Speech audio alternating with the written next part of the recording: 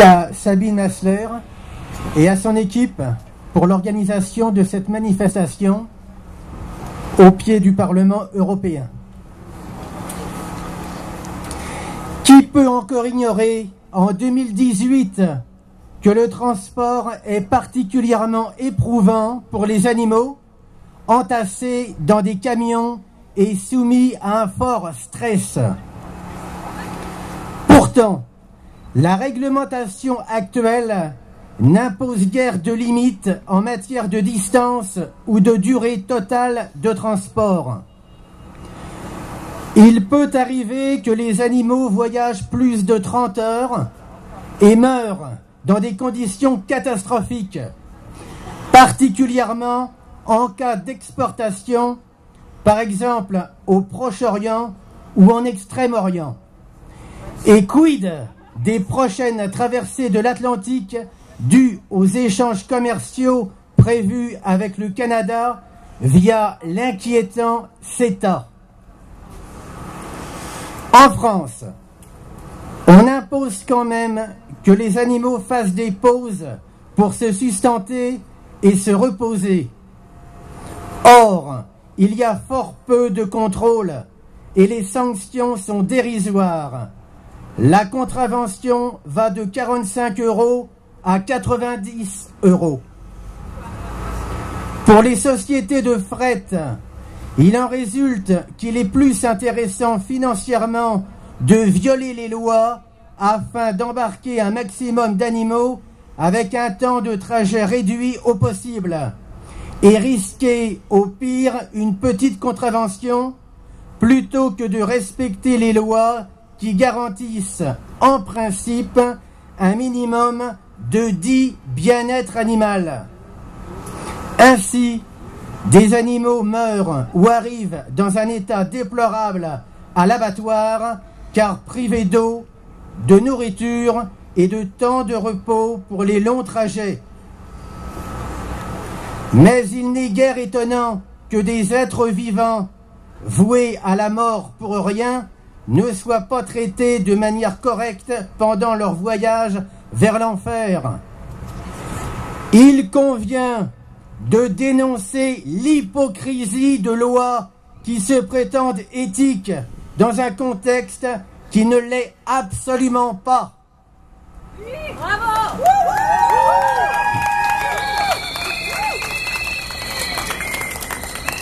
Le transport des animaux fait l'objet d'une réglementation européenne au sein de l'UE que les États membres n'appliquent pas forcément. En effet, le contrôle des convois et du respect de la réglementation n'est pas aisé.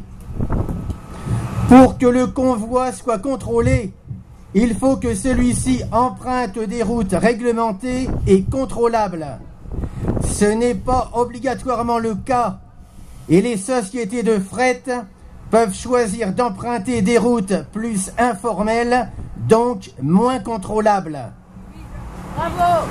Ainsi, alors que la densité des animaux transportés est strictement réglementée, les conducteurs tentent d'échapper à cette réglementation en maximisant au possible la densité du convoi, causant souvent, voire systématiquement, des morts à chaque trajet. Les transports d'animaux se faisant de l'Union européenne vers des États non membres de l'UE, vers l'Est de l'Europe ou le Sud, sont encore plus difficilement contrôlables et ne respectent pas la réglementation insistant sur une durée maximale de 8 heures consécutives par trajet pour les animaux. Cependant, la Commission européenne et le Parlement européen, s'ils travaillent actuellement sur la question, n'ont pas adopté une réglementation réellement contraignante et orientée vers une logique de maximisation du dit bien-être des animaux, même si ce bien-être est l'objectif prétendument visé. La cause du transport des animaux est l'exploitation des animaux. Donc, si nous ne voulons plus qu'ils souffrent durant leur transport, nous devons arrêter de les exploiter. Par exemple, s'il n'y a pas d'élevage, il n'y a pas de transport d'animaux vivants en direction des abattoirs. N'oublions pas les quantités illimitées de poissons et autres animaux aquatiques qui agonisent pendant des heures ou des jours dans les filets et les cales des bateaux. N'oublions pas non plus la souffrance physique et le stress des animaux de cirque, de ménagerie qui passent leur vie dans des cages itinérantes, ni les animaux destinés à la vivisection qui sont transportés pour approvisionner les laboratoires européens, ni les taureaux de corrida qui ne sont pas abreuvés depuis le départ de leur prairie andalouse pour les affaiblir devant le torero, contrairement aux chevaux de sport qui sont moins malmenés tant qu'ils rapportent de l'argent, mais qui seront acheminés à l'abattoir dès leur baisse de performance. Il est grand temps alors de se remettre en question et de s'interroger sur sa consommation personnelle. Avons-nous besoin de divertissements violents pour vivre? Avons-nous besoin d'expérimentation animale pour disposer de médicaments et de thérapies inadaptées? Avons-nous besoin de viande pour tomber malade plus souvent et vivre moins longtemps? Ou encore, avons-nous besoin de nouveaux animaux de compagnie, d'oiseaux ou de poissons exotiques? L'une des principales mesures de notre parti politique antispéciste Pacte est de prendre en considération les intérêts des animaux par rapport à la vie, au même titre que ceux des humains. Il est urgent de changer dès maintenant et radicalement beaucoup de nos comportements individuels, notamment alimentaires, pour tenter d'enrayer le changement climatique dont la première cause est précisément liée au secteur de l'élevage. La deuxième cause étant justement le motif de notre rassemblement aujourd'hui, le transport dû à la suractivité humaine. Les scientifiques du monde entier ne cessent dorénavant de répéter cette mise en garde à propos du réchauffement, ainsi que leurs recommandations de diminuer notre consommation générale. Mais qui les écoute sérieusement? Personne ne visite les élevages ni les abattoirs, mais nous voyons régulièrement sur les routes des camions chargés de pauvres animaux. Nous imaginons un bref instant le calvaire qu'ils subissent et qu'ils subiront arrivés à l'abattoir.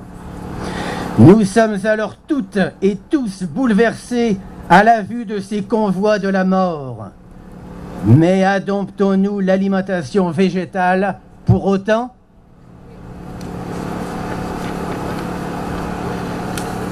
En conséquence, mesdames les consommatrices, messieurs les consommateurs, vous déclarez vous soucier de la condition animale. Alors montrez-le s'il vous plaît en changeant vos habitudes, notamment donc alimentaires. Mesdames, messieurs les députés, commissaires européens, technocrates, lobbyistes industriels, veuillez revoir votre logique mercantile, car elle est dépassée.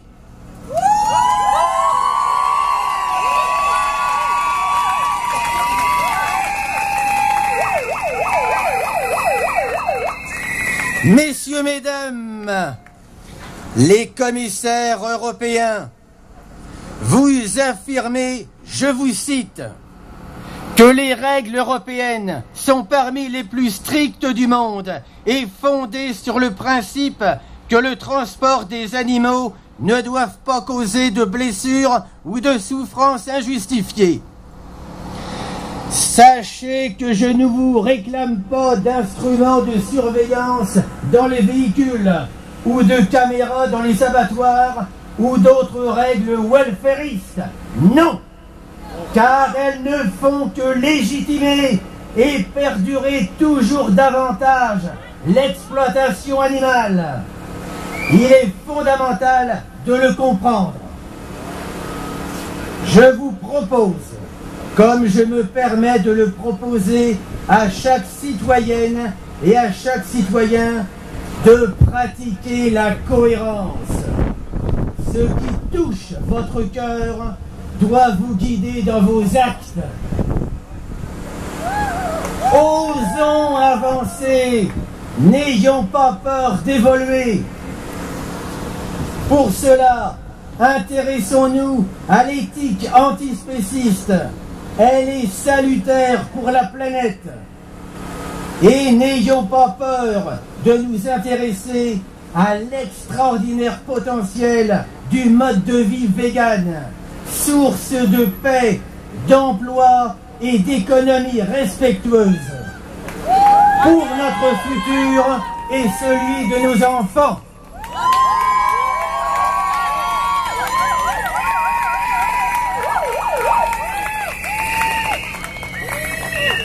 Nous disons donc non au transport d'animaux cruel et indigne de l'humanité.